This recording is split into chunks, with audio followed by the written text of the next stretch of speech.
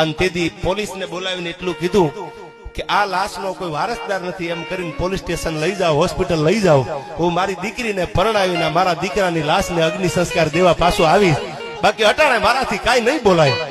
અને સાહેબ લાશુ લઈ ગયા નથી, હોસ્પિટલમાં લઈ ગયા, સરકારી હોસ્પિટલ હોય કે પ્રાઇવેટ હોય. આ બાજુ ઢોલ વાગતા હતા, હરણાઈ વાગતી હતી, ગરવા હાલે ગીત ગવાતા હતા.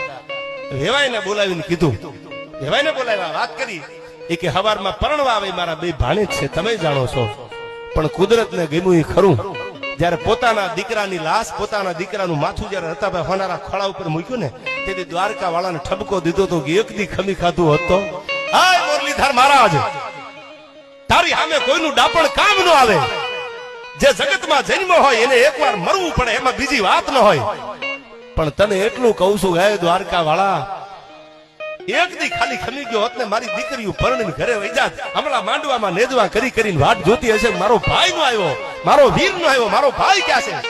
હે દ્વારકા વાળા, હે મુરલીધર, હું દીકરીઓને જવાબ માંડવામાં શું આપીશ?